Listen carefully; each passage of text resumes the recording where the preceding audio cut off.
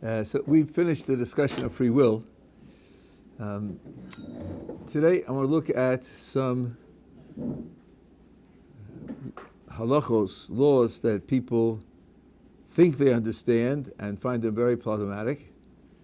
And as is often the case, their understanding is incomplete, and then the difficulties that they discover usually disappear when the halakha is understood correctly. There are some crimes in Jewish law which carry the death penalty. Now, we can talk about the death penalty in general if you like, whether it's reasonable or unreasonable.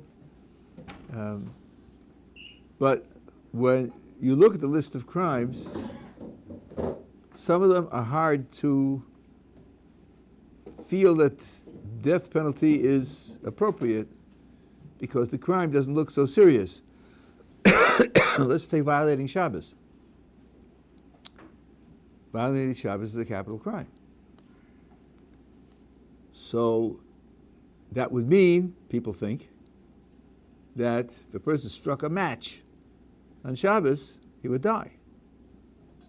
With all of the great philosophical literature about Shabbos, it does seem a bit extreme to die for striking a match on the Saturday. What they don't take into account is the conditions that have to be met to put capital punishment into effect. According to Jewish law, not only do there have to be two witnesses to the crime, but the person who's committing the crime has to be warned before he commits it.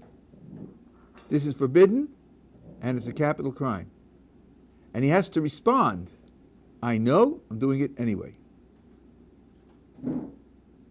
Now I want you to imagine poor Reuven. He wants a cigarette Shabbos afternoon. That's what he wants. Gee, takes out a cigarette, takes out his lighter. Reuven and Shimon come around the corner. Reuven, you're going to die. I mean, Reuven and Shimon and Levi, you're going to die. You're violating Shabbos. If he wants the cigarette, what's he going to do? He's going to say, thanks for reminding me, guys. Gee, it slipped my mind. Oh, I would never violate Shabbos. Have a nice day. And when they walk around the corner, he'll light up a cigarette. That's what he would do if he wanted a cigarette. What does he want if they warn him and he says, yeah, I know, I got it, I'm doing it anyway? Does he want the cigarette? Doesn't sound like it. He wants to make a public anti-Torah demonstration. He wants the public to know that he's against. And he's against the holiday that celebrates the creation of the world. That's what statutory capital punishment applies to. So it isn't the crime of lighting the match on Shabbos. It's the crime of making that kind of public demonstration in violation of the Torah. I think that changes the concept of capital punishment to a great degree. Yeah. Rabbi, is there an idea of someone ignoring the warnings? They just choose not to respond to the warnings? I think one of the purposes of the warning is to make sure that he's of sound mind. If he ignores the warning, you don't know. Did he hear you? Did he understand you? Did he take it into account? So, as far as I know, he's got to answer. Otherwise, capital punishment is not a statutory requirement for such a case. So he could just purposefully not respond to the warning, stay silent?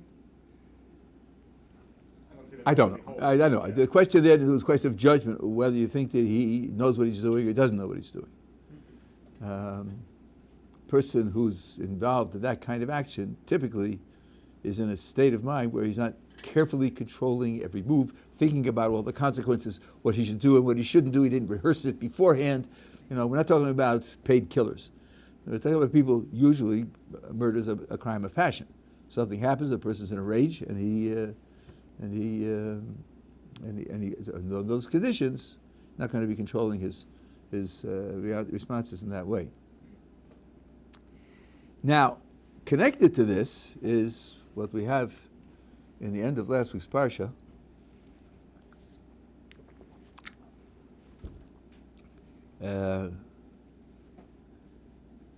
Zimri, a prince of the tribe of Shimon. By the way, the word prince there is not singular. The word sar in Hebrew is a communal leader. There could be several, and for several different purposes. Takes this Midianite woman, and she brings her in front of Moses and the whole assembly, and then he goes off to his domicile to have relations with her, and Pinchas tracks them, trails them, and kills them with a spear. He's called a Kanoi. A Kanoi means roughly someone who identifies with some value or some goal to the extent that he's willing to protect it at all costs. That's the right way to define the word Kanoi. Sometimes in English translations you find the word jealous. It just has nothing to do with reality. Did you say zealous instead? You might say zealous, but zealous is very, very general. It can cover lots and lots of different kinds of behaviors. It doesn't specifically cover the behavior of punishing people.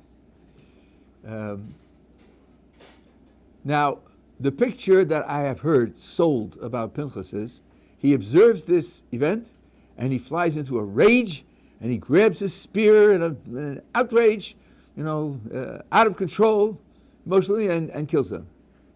Now, that's totally wrong. It's a totally wrong picture. He checks with Moses first. 1 second.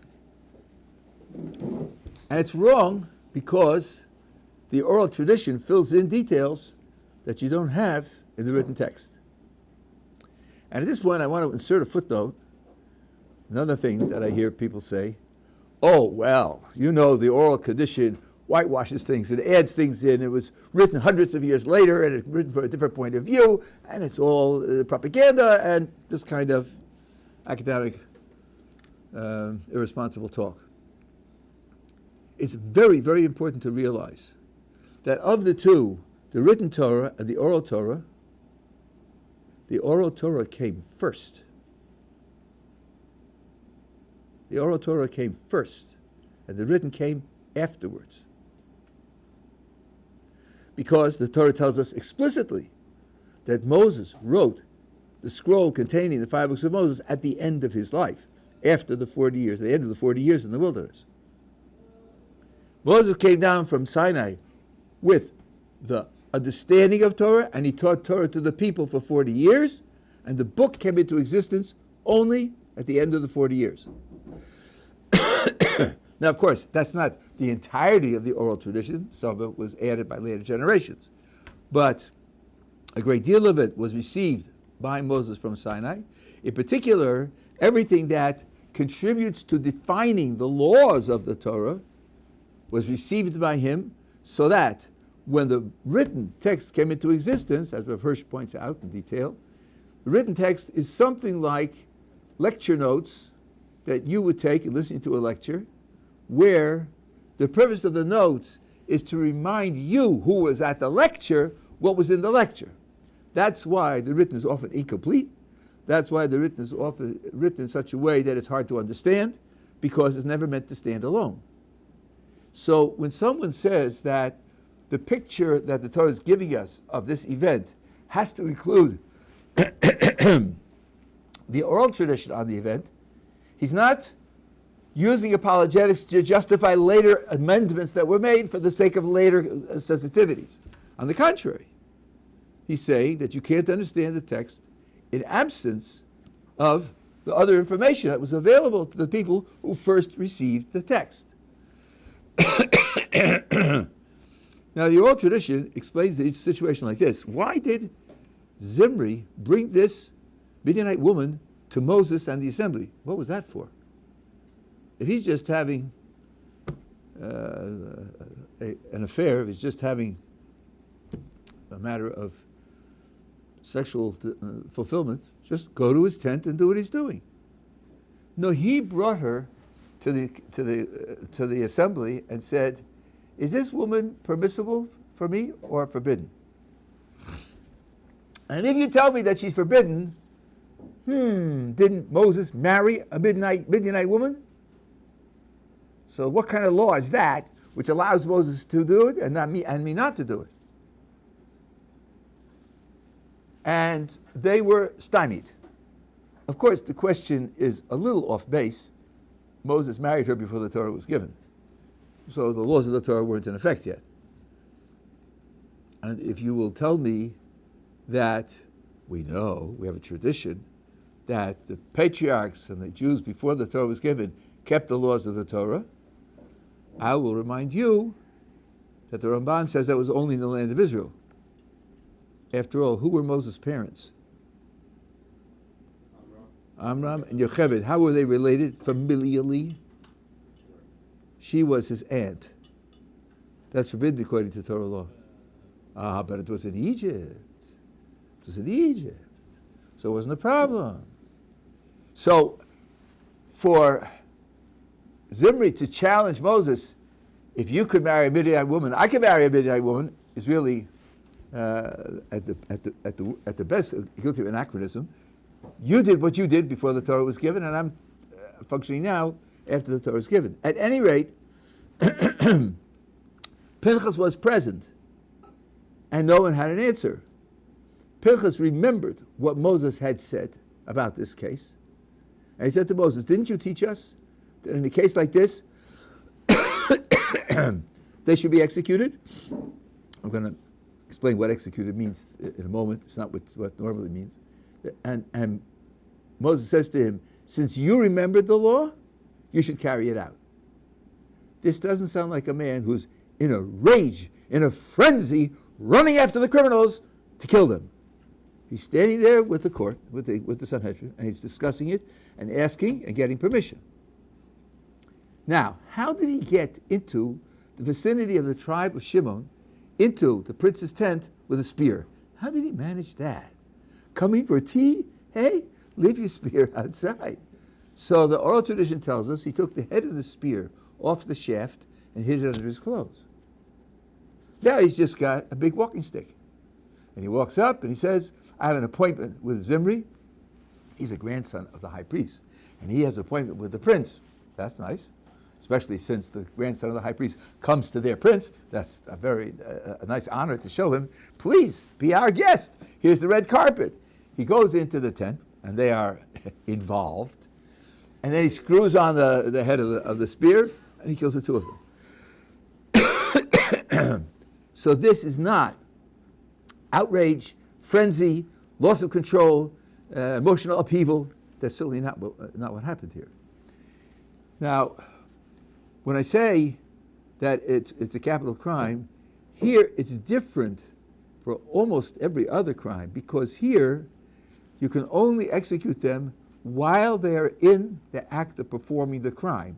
So in other words, the execution prevents further commission of crime. Usually, when you have capital crime, if it's after the crime is over, you need witnesses, you need a court, you need to have discussion and debate, you have to interview the witnesses and then have a legal decision. But if it's while the crime is going on and the crime can be stopped, then it's Kanoi and Pogimbo. People whose sense of what's going on is so outrageous that they are motivated to stop it at any cost. But the motivation to stop it at any cost does not put them out of control. That's the picture that the oral tradition gives us of this event. And the picture is elaborated when you take into account what Rashi says, which is based on a midrash, and analyze what it means. Because at the end of last week's parsha, when the event is described, Pinchas is identified as Pinchas ben Elazar ben Aaron a Kohen. Pinchas, the son of Elazar, the son of Aaron, the priest. In this week's parsha, 5 verses later, it says that God gives him a special blessing, And he's identified again as Pinchas ben Elazar ben Aaron Cohen. Now, I know that attention span is a problem, but going from 5 sentences to forget who Pinchas is probably not realistic. Why does the Torah re-identify him? So Rashi mentions a midrash. Some authorities were speaking of Pinchas with disgrace and with despising him on the grounds that he stopped the crime when it was public in front of Moses and Aaron and other members of the Sanhedrin. None of them took action. Why is he's the only one who took action? Now they're looking from the outside. They were present in the discussion that I just told you. They're looking from the outside and they say, we know why. Because Pinchas' maternal grandfather was Yisro, the Midianite, who eventually converted to Judaism. So he has non-Jewish blood flowing through his veins. And Midian is known for anger and aggressiveness. That's the explanation for why he did it and the others didn't do it. Because he has that aggressive, violent motivation moving him, which is precisely the false description that the people I mentioned 6 minutes ago apply. It's the same words, that he was out of control in a frenzy. That's exactly what this false accusation was accusing him of, and that's on record. So these people who say that he was out of control, and by the way, they use that to justify being out of control. If you're a Jew and you see somebody doing something terrible, especially another Jew, you should beat him up. You should strike him. You should kill him because it's terrible and God wants vengeance. Look at Pinchas. That's exactly what they said about Pinchas, to disgrace him, to discredit him. So the Pri Tzaddik has here a very beautiful explanation, which takes into account another feature of the story. These others who were disgracing him, saying he did it in a frenzy, who are they? They are also leaders. They're leaders, they're described as leaders. And I'm sorry. So by the way, let me just finish the exposition. So they said it's because of his maternal grandfather. That's why the text has to again recite his genealogy to his paternal grandfather, Aaron. Aaron was known as someone who loves peace and pursues peace and tried to bring peace between people who had difficulties and disagreements. So the text is saying, you're wrong. You say it's coming from his maternal grandfather. It's coming from his paternal grandfather. You're making a mistake. That's what why it's the yichus, the genealogy is repeated. But the Pri Tzaddik says these people weren't fools. They weren't ignorant. They also knew that his paternal grandfather was Aaron. They said, with his paternal grandfather is Aaron. Still, he did it and the others didn't do it. It must be because of his maternal grandfather and because of this anger and aggressiveness. So the Torah comes to tell you that that's not true. So the Pri Tzaddik says, but they weren't fools. They knew the alternate descent from Aaron. Why didn't that move them? Why didn't they think of the answer that they were given? And was their statement just wrong, just false? So the Pri Tzaddik says this. They had it half right. Yes, the fact that he came from Yisro, and Yisro represents a culture in which anger and aggressive behavior is characteristic, played a role in his action. It did play a role in his action. But instead of being that which motivated him, instead of that being the purpose of his action, it was simply the emotional resources from which he could act on his real goal. His real goal is that he saw this as a rupture between the relationship between God and the Jewish people, or between Moses and the Jewish people, and because his paternal grandfather is Aaron, and because he's motivated to act for the sake of peace, that's what pushed him to act. Now, what does he have to do? Well, the law, which he had heard from Moses, was, under these conditions, you have to kill them. That's not simple. There is danger. The law is, had Zimri noticed that Pinchas was coming and defended himself and killed him, he would have been blameless. He has the right to defend his life.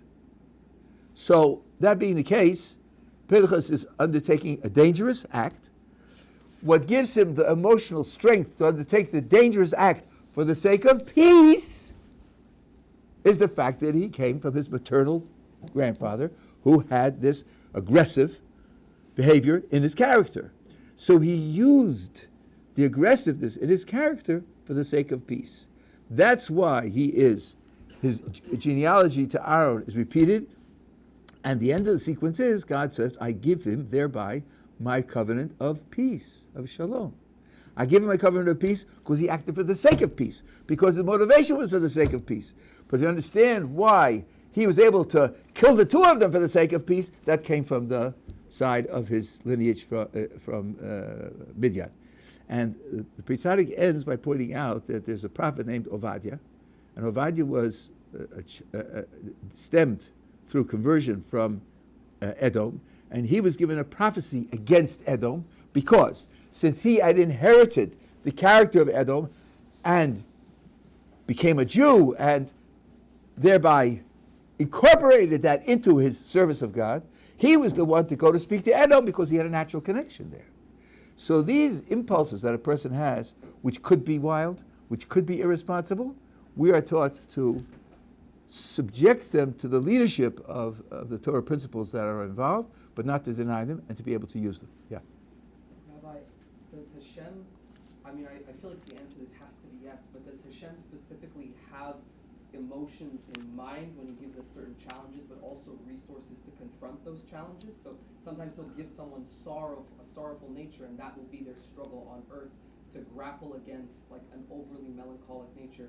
And sometimes he'll give someone fire, intending that they use that fire to achieve certain goals. Absolutely. Okay. Absolutely. Okay. First of all, there are mitzvahs of emotions.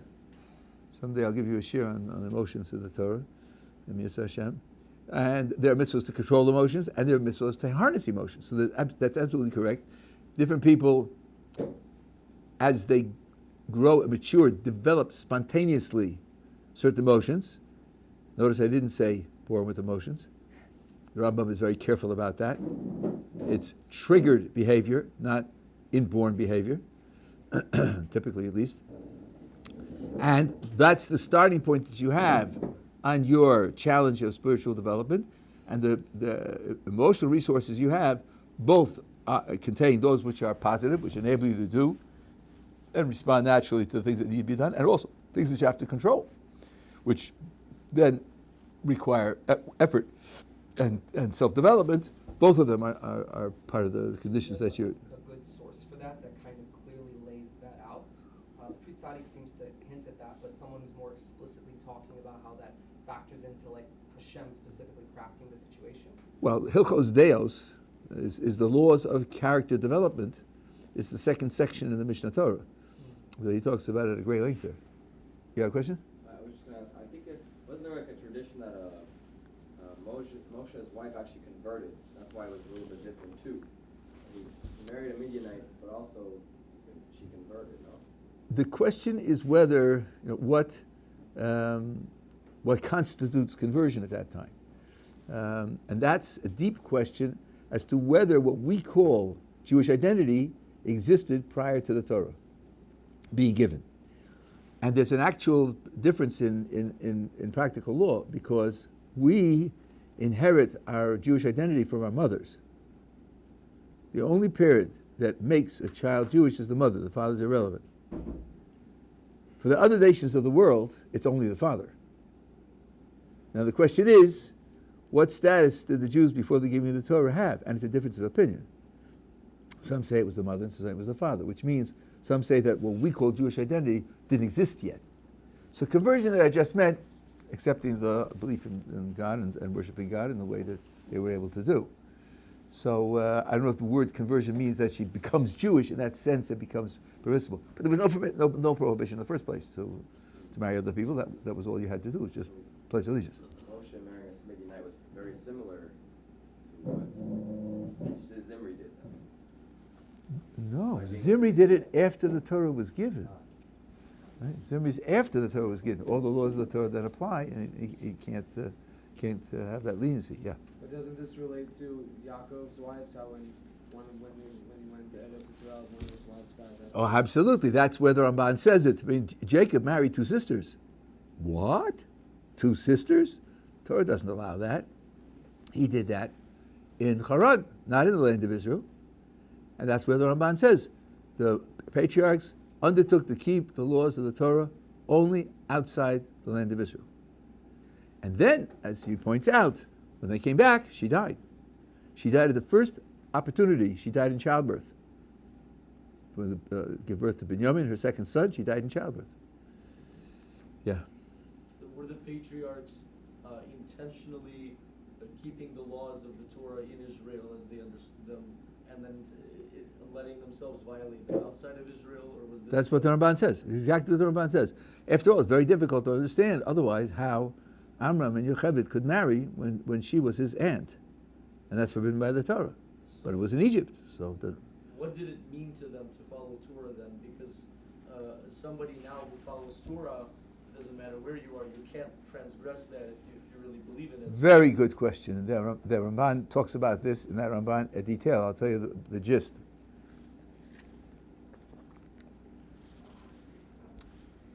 Well, I'll skip the derivation from the verse in the Shema, but I'll tell you the gist. The laws of the Torah are made for the land of Israel because the land of Israel is where Hashem's presence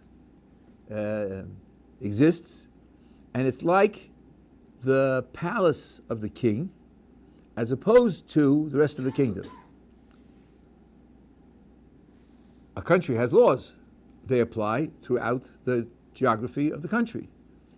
The palace of the king has a special set of laws that apply because you're in the same structure as the king, and therefore there are special behaviors that are required.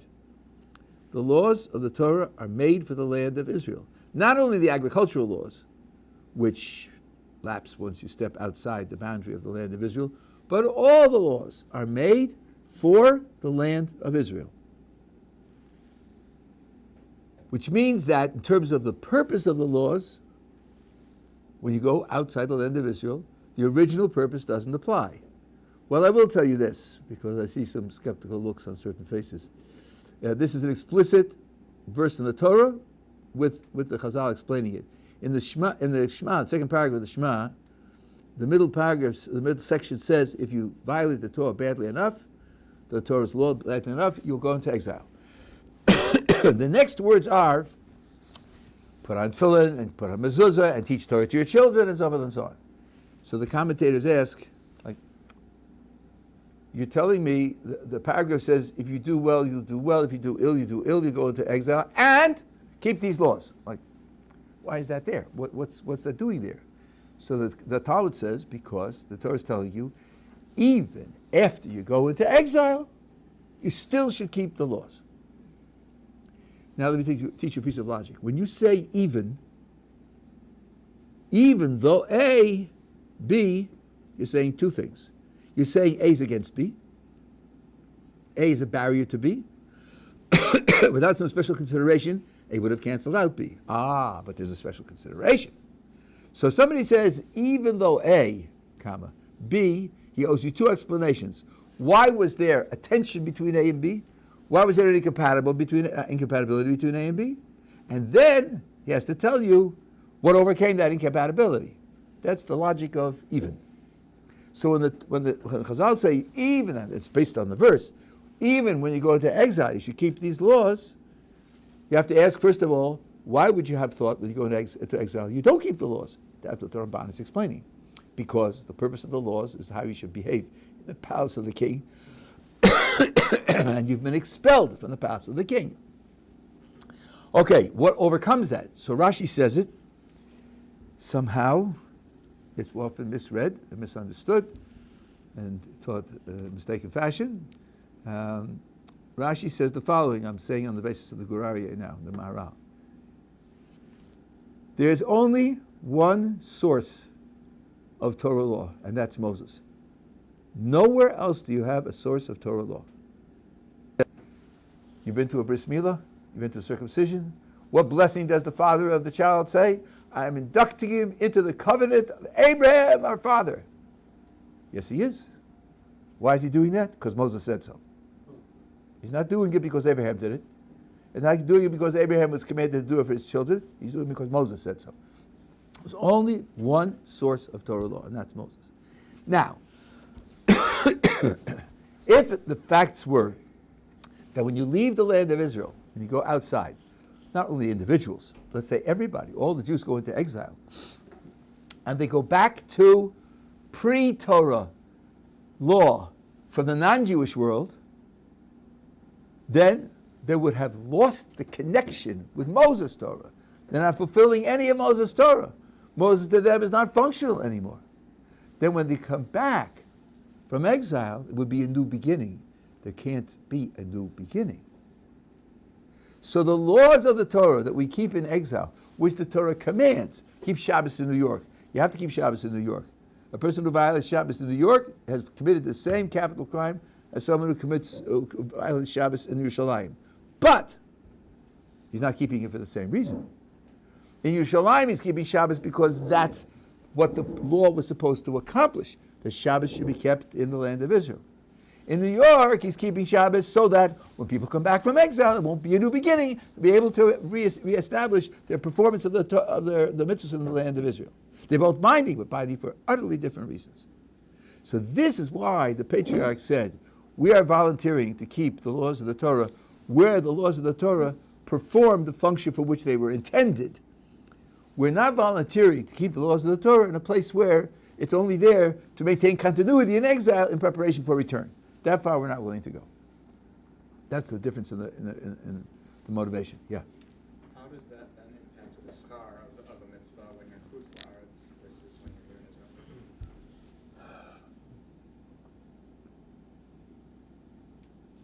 That's a very good question. I haven't seen it explicitly discussed. My instinct tells me that it shouldn't affect the schar at all.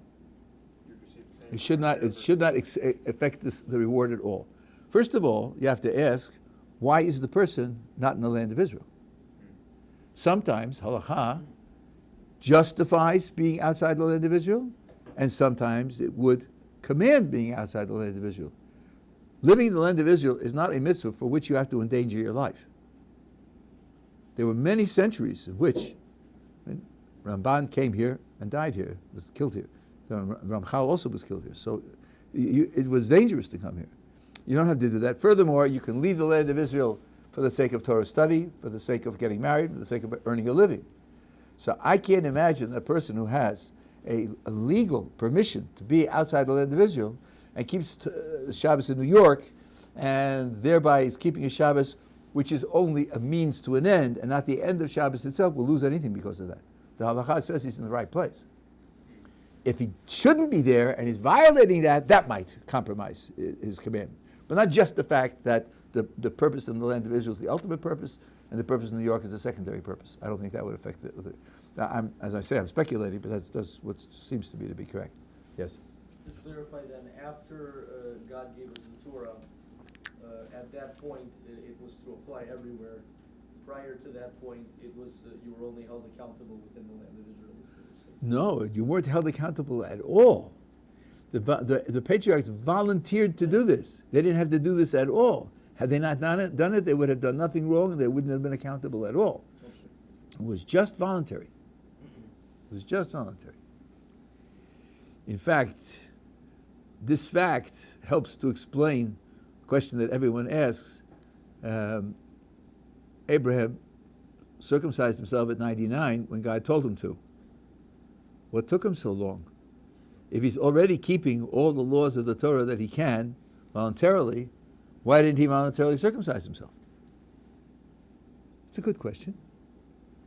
The simple answer is that there's a big difference between mitzvos that are voluntary versus mitzvos that are obligatory. I mean, voluntary means, because Baruch Hu says, I invite you to do this. If you do it, I'll give you a reward, but if you don't, I don't mind. I'm not commanding you to do it, I'm just inviting you to do it. That's a voluntary mitzvah. A commanded mitzvah is where God says, I command you to do it. If you do it, you'll be rewarded. If you don't, you'll be punished. Mitzvah v'osa v'ena mitzvah v'osa. Our tradition tells us, though this might not be intuitive to you, but our tradition tells us that that which is fully commanded is a far superior mitzvah. More superior to a voluntary mitzvah. Okay, Shabbos you do every week. Prayer you do every day. You can blow the shofar Rosh Hashanah every year. But you can only do circumcision once. And if you do it voluntarily, you're giving up on the possibility of doing it obligatory, which is the higher mitzvah. So, since God did give Abraham orders, he did give him commandments and instructions, one explanation is he was waiting to see whether God would want to give him the superior mitzvah of doing it obligatory by his commanding him to do it. How long would he have waited? How long would have, who knows? I think, since God promised him children, and he didn't have children yet, he could trust that he wasn't going to die immediately, so he certainly had more time. So he was waiting for the command, so it should be done obligatory, and of course that's what happened in the end. Yes? Why is an obligatory mitzvah valued higher than a voluntary mitzvah? Okay, I'm glad you asked. Your tone of voice, I think, is exactly correct. It sounds like it would be the opposite. Because, let's speak it out. Something I'm ordered to do, if I do it, that shows I'm dutiful, I'm obedient, I'm willing to take orders. Something I'm not ordered to do shows my generosity, my nobility, my idealism. It shows much higher, much finer character than something I'm ordered to do. Why wouldn't the voluntary mitzvah be a higher mitzvah? So there are two explanations of this that I know. One is Tosfos. Now, Tosfos wrote this 800 years ago, but boy, is this modern. He says, a person who's commanded to do something has a natural resistance. Don't tell me what to do. Don't push me around. I'll live, okay, that's a modern way to put it. I'll live my own life. It's a natural resistance to being given orders. And that for a person who's fulfilling a commanded mitzvah has to overcome resistance. Whereas, if it's a voluntary mitzvah, that doesn't generate the same kind of resistance. Let me give you a brutal example of this. I was here in 1964, because I am very old. And I was on a bus, and there was an Israeli teenager smoking on the bus. That would never happen today, but those were the rough and ready frontier days. You know, with chickens on the bus and goats on the bus. It was an interesting time. So he's smoking on the bus. And I was, full of righteous indignation. Thought to myself, I've got to stop this. This is crazy. People are inhaling secondary smoke. But I thought to myself, what's going to happen if I tell him that he's got to stop it because he's doing something terrible and dangerous? He's a 17-year-old Israeli. I wonder the kind of reaction I'll get. So I thought to myself, here's a better suggestion. I went over to him and I said, listen, I suffer from asthma, and the smoke is making it hard for me to breathe. Do me a favor, please, and put out the cigarette. Put it out right away. Put it out right away. Ask a person for a favor. Most people like to think of themselves as good guys. I'm a good guy. I can do someone a favor. What, I can't do someone a favor when he asks? That's a much stronger motivation for him to do it. So that means that when you're ordered to do it, says Tosfos, there's a natural resistance, so don't push me around, don't tell me what to do. And since you're overcoming that resistance, you get greater reward. That's one explanation. Let me give the other explanation, I'll take it. The other, which is based on the Ritva, the Baral, and others, ask yourself this question: which type of mitzvah has more of God in it and less of you in it? A mitzvah where you're given an order, or a mitzvah where you're given an invitation? How did we describe the difference between them when we set up the question 90 seconds ago? We said that when it's voluntary, it demonstrates noble character, high ideals, fine sensitivity. It sure does demonstrate my noble character and my high ideals and my fine sensitivity? Don't I come out to be a great guy? There's a lot of I in that performance. When I'm given an order, and my job is to obey, there's much less of I in there. There's just, I'm doing what you want. And hopefully I'm doing what you want because you want it. And that's what makes it a bigger mitzvah. After all, the word mitzvah means commandment. Performance of commandment is fulfilling the will of the commander. And a commanded mitzvah is much more of the will of the commander in the performance and much less of my own ego gratification or fine character gratification. And that's why it's a superior performance. Now, you got a question? Yeah. Just wanted to mention, I've encountered like a goat at the yeshiva, so you can find animals anywhere nowadays. And then as You mean a two-legged goat, hey? All right, okay. So, Yeah.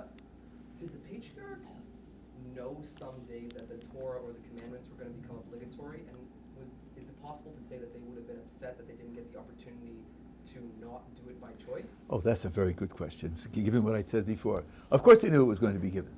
The giving of the Torah at Sinai is a precondition for the continuation of the existence of the world. And they knew that. But you're asking a question which needs a little bit of subtlety.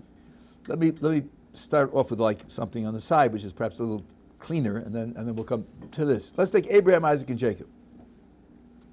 Abraham spent, according to the Rambam anyway, about a quarter of his life worshiping idols.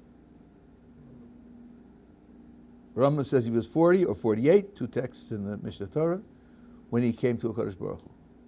He offered sacrifices to idols with his own hands. He was a Baal Tshuva. Yitzchak wasn't like that. Isaac wasn't like that. Their whole lives were lives of serving God.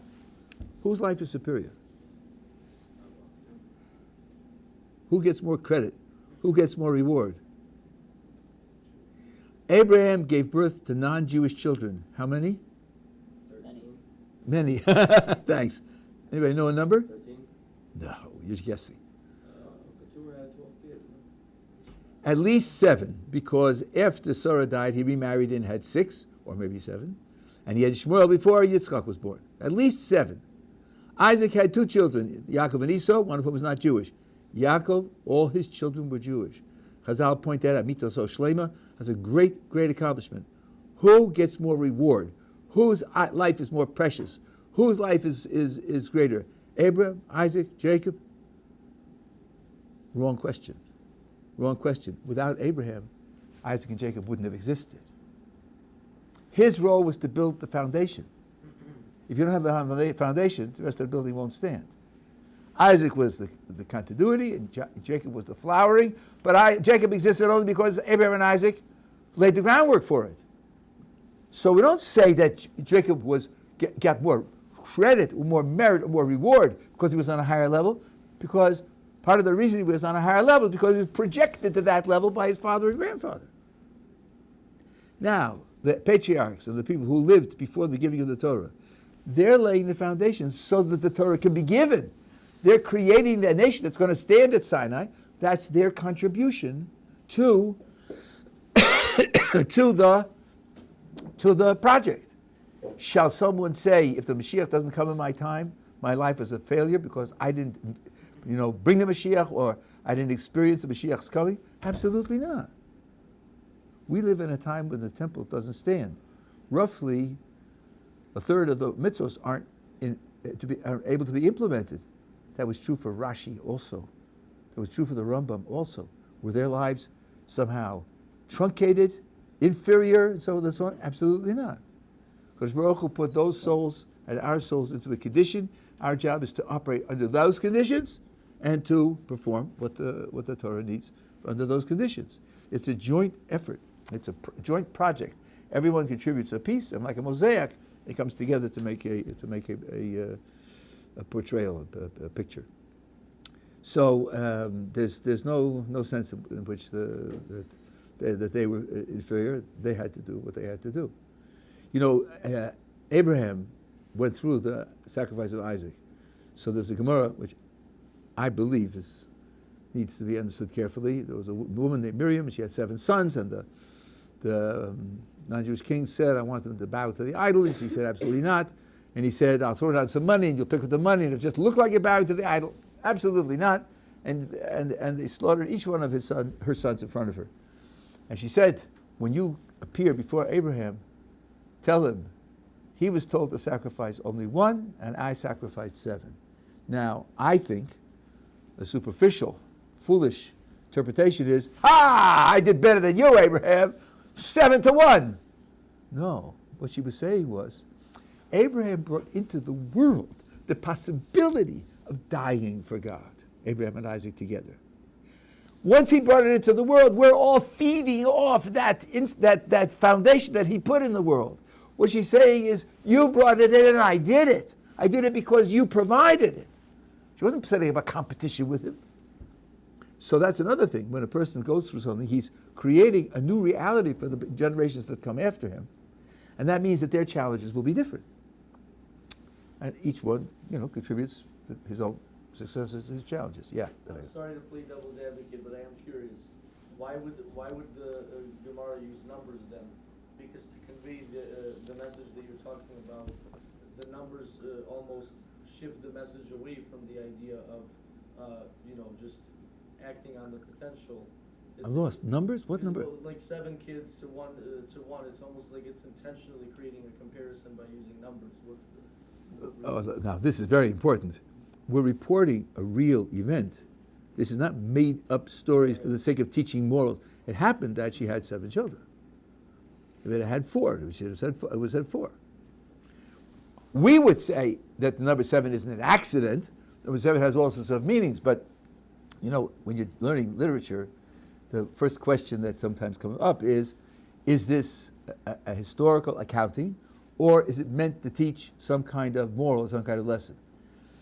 We reject the either or, because the either or comes from the idea that history is random and happenstance, and history isn't designed to teach anything. It just does what it does. From our point of view, history isn't random. It's guided, it's managed, and therefore the real story is designed to teach a lesson. So, but here, it's just that's the event that took place. Didn't use the number to teach a lesson. Yeah, last question. When it comes to the subject of problematic halacha, how does it become that things like this are misunderstood and that they need kind of to be re-understood? Is it poor teaching in the first place and it can only be corrected with proper teaching? I can't.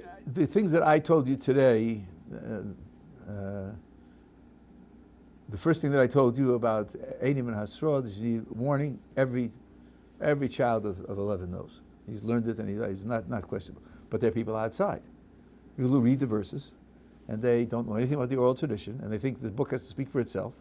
As it doesn't say anything about warning, that's the way they take it.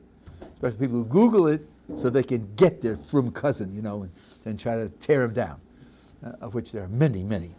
Then we went into, I didn't get to the second one that I was going to do. So I don't think it's a question of poor teaching. I think it's superficial portrayal. Somehow, in every other study, there is a rule that people quote and approve of, don't quote out of context. That doesn't apply to the study of religion in general, and it doesn't apply to the 5 books of Moses. Take one verse and quote it. If it doesn't make sense, then spit on it. That's the way it's done.